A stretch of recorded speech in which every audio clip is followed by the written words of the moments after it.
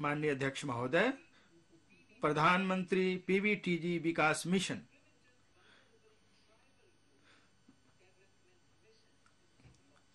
विशेष रूप से संवेदनशील जनजातीय समूहों की सामाजिक आर्थिक स्थितियों में सुधार लाने के लिए प्रधानमंत्री पीवीटीजी विकास मिशन शुरू किया जाएगा। इसमें पीवीटीजी परिवारों और पर्यावासों को सुरक्षित आवास, स्वच्छ पेयजल एवं स्वच्छता, शिक्षा, स्वास्थ्य एवं पोषण, सड़क तथा दूरसंचार संपर्कता और संधारणीय आजीविका के अवसरों जैसी बुनियादी सुविधाएं पूरी तरह उपलब्ध कराई जाएंगी। अनुसूचित जनजातियों के लिए विकास कार्य योजना के तहत अगले 3 वर्ष में इस मिशन को लागू करने के लिए 15,000 करोड़ रुपए की राशि उपलब्ध कराई जाएगी। एकलव्य मॉडल आवासीय विद्यालय।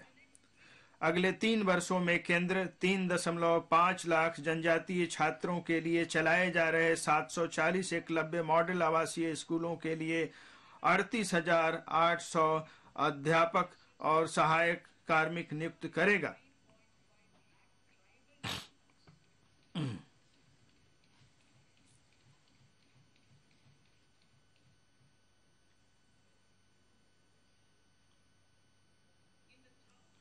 सूखा प्रवण क्षेत्रों के लिए जल। कर्नाटक के सूखा प्रवण मध्य क्षेत्र में संधारणीय सूक्ष्म सिंचाई सुविधा मुहैया कराने के तथा पेयजल के लिए बस्तीहल टैंकों को भरने के लिए ऊपरी भद्रा परियोजना को 5,300 करोड़ रुपए की सहायता दी जाएगी।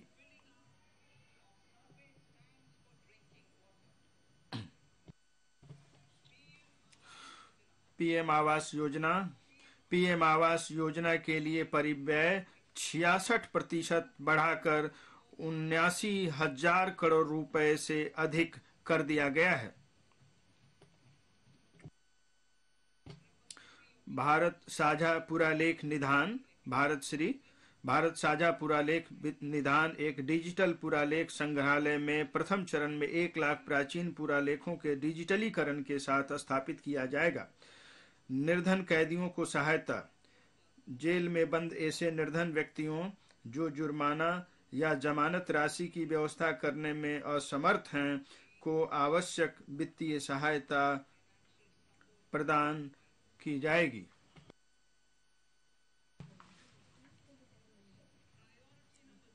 प्राथमिकता 3 अवसंरचना और निवेश।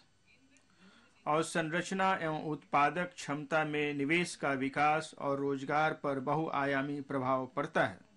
महामारी की सुस्त अवधि के बाद निजी निवेश दोबारा बढ़ रहे हैं। इस बजट में निवेश और रोजगार सृजन के हितकारी चक्र को गति प्रदान करने के लिए एक बार फिर महत्व दिया जाएगा। माननीय अध्यक्ष महोदय, विकास और रोजगार के संवाहक के रूप में पूंजीगत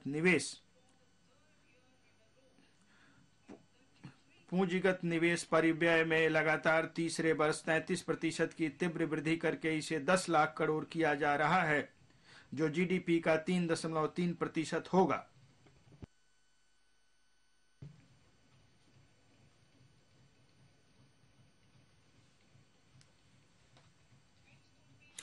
यह वर्ष 2019-20 के परिव्यय से लगभग 3 गुना अधिक होगा।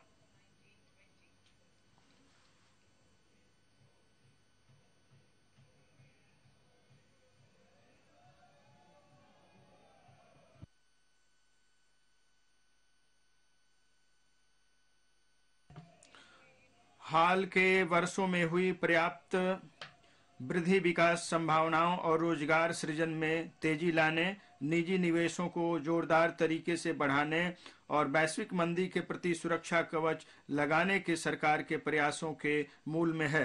प्रभावी पूंजीगत व्यय। केंद्र द्वारा प्रत्यक्ष पूंजीगत निवेश का राज्यों को सहायता अनुदान के माध्यम से पूंजीगत आस्तियों के सृजन के लिए किए गए प्रावधान द्वारा संपूर्ण किया जाता है। केंद्र के प्रभावी पूंजीगत व्यय का बजट 13.7% लाख करोड़ होगा, जो जीडीपी का 4.5% होगा। राज्य सरकारों को पूंजीगत निवेश के लिए सहायता, मैंने अवसंरचना में निवेश में तेजी लाने और राज्यों को संपूरक नीतिगत कार्रवाइयों के लिए प्रोत्साहित करने के लिए 1.3 लाख करोड़ के उल्लेखनीय रूप से बढ़े परिव्यय के साथ राज्य सरकारों के लिए 50 वर्षीय ब्याज मुक्त ऋण को एक और वर्ष जारी रखने का निर्णय लिया है। अवसंरचना में निजी निवेश हेतु अवसरों में वृद्धि करना, नव स्थापित अवसंरचना वित्त सचिवालय इंफ्रास्ट्रक्चर प्रधानतया सार्वजनिक संसाधनों पर निर्भर रहने वाले रेलवे, सड़क, शहरी इंफ्रास्ट्रक्चर और पावर सहित में और अधिक निजी निवेश के लिए सभी हितधारकों की सहायता करेगा। अवसंरचना की सुमेलित मास्टर सूची, अवसंरचना की सुमेलित मास्टर सूची की अमृतकाल के लिए उपयुक्त वर्गीकरण और वित्त पोषण फ्रेमवर्क की संस्तुति करने के लिए एक विशेषज्ञ समिति द्वारा समीक्षा की जाएगी। मैं रेलवे की बात कर रही हूं अध्यक्ष महोदय। रेलवे के लिए 2.4 लाख करोड़ के पूंजीगत व्यय का प्रावधान किया गया है।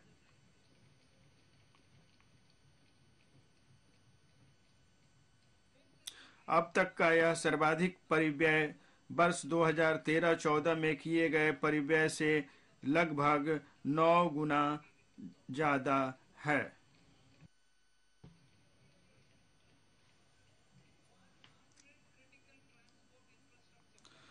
संभार तंत्र, लॉजिस्टिक, पत्तनों, कोयला, इस्पात, उर्वरक और खाद्यान्न क्षेत्रों के लिए शुरू से लेकर अंत तक संपर्क साधने के लिए 100 महत्वपूर्ण अवसंरचना परियोजनाएं अभिज्ञात की गई हैं। इन परियोजनाओं को निजी स्रोतों से 15,000 करोड़ रुपए सहित 75,000 करोड़ रुपए के निवेश के साथ प्राथमिकता दी जाएगी।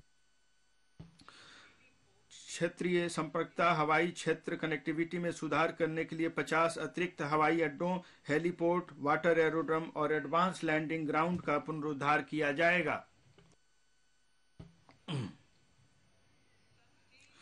भविष्य के संधारणीय शहर,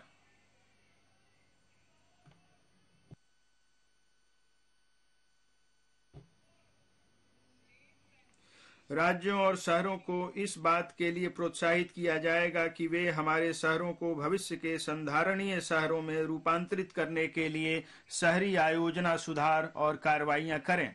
इसके लिए भूमि संसाधनों का कुशल उपयोग करना, शहरी अवसंरचना के लिए पर्याप्त संसाधनों का सृजन करना होगा, पारगमन उन्मुखी विकास करना होगा, शहरी भूमि की उपलब्धता और वहनीयता बढ़ानी होगी और सभी के लिए अवसर प्रदान करने होंगे। म्युनिसिपल बॉन्ड के लिए शहरों को तैयार करना, संपत्ति कर व्यवस्था में सुधार लाकर और शहरी अवसंरचना पर प्रयोक्ता प्रभार लगाकर शहरों को म्युनिसिपल बॉन्ड के लिए अपनी ऋण प्राप्ति योग्यता में सुधार करने के लिए प्रोत्साहित किया जाएगा। शहरी अवसंरचना विकास निधि IRDF की तरह प्राथमिकता प्राप्त क्षेत्र उधारी न्यूनता के उपयोग के माध्यम से शहरी अवसंरचना विकास निधि की स्थापना की जाएगी।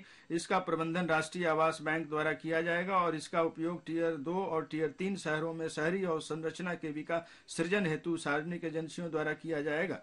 राज्यों को UIDF का उपयोग करते समय उपयुक्त प्रयोक्ता प्रभारों को लागू करने के लिए 15वें वित्त आयोग के अनुदान के साथ साथ मौजूदा स्कीमों से संसाधन जुटाने के लिए प्रोत्साहित किया जाएगा।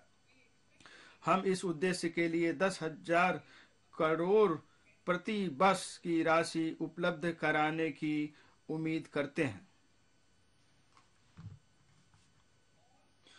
शहरी स्वच्छता, सभी शहरों और कस्बों में सेप्टिक टैंकों और सीवरों का मल कीचड़ बाहर निकालने के लिए मैनहोल को मशीन होल के रूप में प्रयोग करके 100% मशीनी तरीके से साफ किया जाएगा।